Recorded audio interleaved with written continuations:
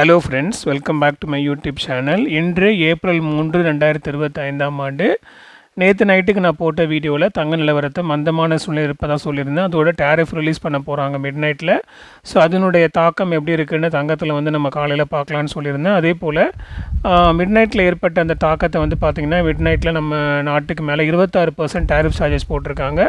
அதை பற்றின வீடியோ நான் ஆல்ரெடி காலையில் மேக் பண்ணி போட்டிருந்தேன். ஸோ அதன் காரணமாக தங்கம் இன்னுமாக உச்ச லெவலுக்கு போகும் அப்படின்ற மாதிரி நான் வீடியோ போட்டிருந்தேன் மார்னிங்கில். ஸோ அதே மாதிரி பார்த்திங்கன்னா அது இன்றைக்கே ஸ்டார்ட் ஆகி 1 கிராம் 22 கேரட் ஆபரண தங்கத்தின் விலையில் ₹50 இன்க்ரீஸ் ஆகி 8560 ஒரு புது ஆல் டைம் ஹைக்கு கோல்டு இன்றைக்கி ஹிட் ஆகிருக்கு. இப்போ நாளைக்கு, அதாவது ஏப்ரல் 4, 2025ஆம் ஆண்டிற்கான தங்கம் நிலவரை பற்றி பார்க்கலாம். வீடியோ ஃபுல்லாக நீங்கள் ஸ்கிப் பண்ணாமல் பாருங்கள். அதோட இப்போ தான் நீங்கள் சேனலுக்கு ஃபஸ்ட் டைம் வந்திருக்கீங்கன்னா சேனலை சப்ஸ்கிரைப் பண்ணி பெல் ஐக்கன் ப்ரெஸ் பண்ணிக்கோங்க. அப்போ தான் நான் போடுற வீடியோஸ் உங்களுக்கு அப்டேட்டாக வரும்.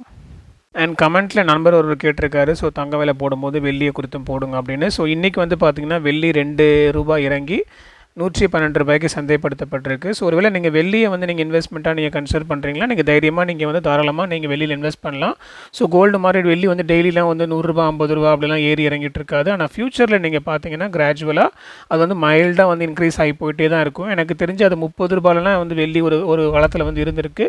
ஸோ இன்றைக்கி பார்த்தீங்கன்னா ₹112 பார்த்தீங்கன்னா கிட்டத்தட்ட நல்லாவே ஒரு ஸ்கோப்பாக தான் போயிட்டுருக்கு.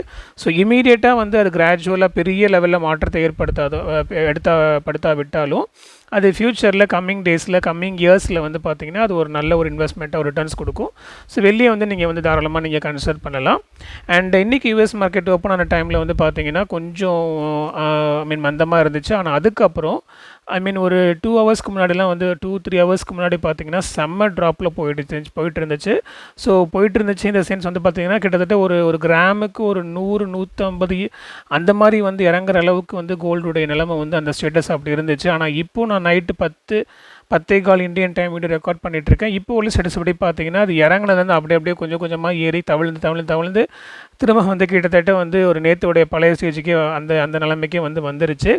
ஸோ இருந்தாலும் வருகிற ஒரு 2-3 நாட்களாகவே நம்ம பார்த்துக்கிட்டு இருக்கோம். நைட்டு ஒரு ஸ்டேட்டஸ் இருக்குது, மார்னிங் ஒரு ஸ்டேட்டஸ் இருக்குது, அந்த மாதிரி தான் இருக்குது, ஃப்ளக்சுவேஷன்ஸில் இருக்குது. ஸோ இப்போதைக்கு என்ன கன்சிடர் பண்ணலான்னா, டே பை டே நீங்கள் அனலைஸ் பண்ணாவிட்டாலும் நீங்கள் ஒரு ரஃபாக ஒரு சில மாதங்களுக்கு முன்பதாகவே இல்லை 1-2 ஆண்டுகளுக்கு முன்பதாக நீங்கள் எடுத்து பார்த்தீங்கன்னா ஒரு பவுன் 50,000 நம்ம ஜென்ரிக்காக நம்ம பேசிகிட்டு இருப்போம். அது 52, 50 அப்படின்ற மாதிரி இருக்கும்.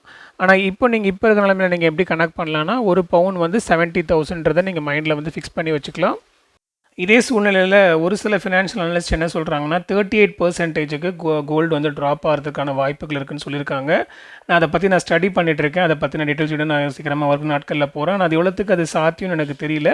ஸோ நான் அதை பற்றி கொஞ்சம் அனலைஸ் பண்ணிகிட்ருக்கேன். அதை அனலைஸ் பண்ணி முடிச்சதுக்கப்புறம் நான் ஒரு வீடியோவாக சீக்கிரமாக நான் ரெடி பண்ணி போடுறேன். ஸோ இப்போதைக்கு நாளைக்கான தங்க நிலவரத்தில் பார்த்தீங்க அப்படின்னா ஒரு ₹20-40 டிக்ரிமெண்ட் இருக்கிறதுக்கான வாய்ப்புகள் தான் இப்போதைக்கு தெரியுது. இது எனக்கு தெரிஞ்சு பெரிய லெவலில் சேஞ்சஸ் இல்லை. ஏன்னா அது ஏறும்போது எவ்வளோ வேகமாக ஏறி போகுது பாருங்கள். ஏறும்போது நல்லா ஃபாஸ்ட்டாக ஏறிட்டு ஒரு 10, 20, 30, 40 அப்படி தான் இறங்கி வருது. எனிவே அதுவும் இப்போதைக்கு உள்ள நிலவரம் தான். மார்னிங்கில் இதே நிலமை அப்படியே நீடிச்சதுன்னா சேம் ரேட் ஃபிக்ஸ், நான் சொன்ன ரேட் ஃபிக்ஸ் ஆகும். ப்ரொடிக்ஷன் படி 20-40 இறங்கும். அப்படி இல்லை மிட் நைட்டில் மூவ்மெண்ட் இருந்துச்சு அப்படின்னா அகெயின் கோல்டு ரேட்டில் சேஞ்சஸ் ஏற்படும். அப்படி ஏதாவது மாற்றங்கள் இருந்துச்சுன்னா இந்த வீடியோவில் கமெண்ட்டில் நான் மார்னிங் போடுவேன். நீங்கள் அதை பார்த்து பயன்பெறலாம். ஓகே வியூவர்ஸ், இந்த வீடியோ உங்களுக்கு யூஸ்ஃபுல்லாக இருந்திருக்கும்னு நினைக்கிறேன். இன்னும் இதே போல் மேலும் நிறைய தகவலை தெரிந்து கொள்ள சேனலை சப்ஸ்கிரைப் பண்ணுங்கள், பெல் ஐக்கன் ப்ரெஸ் பண்ணுங்கள், ஒரு லைக் கொடுங்க, உங்களுடைய ஃபேமிலி அண்ட் ஃப்ரெண்ட்ஸ்க்கு ஷேர் பண்ணுங்கள். அடுத்த வீடியோவில் பார்க்கலாம். நன்றி.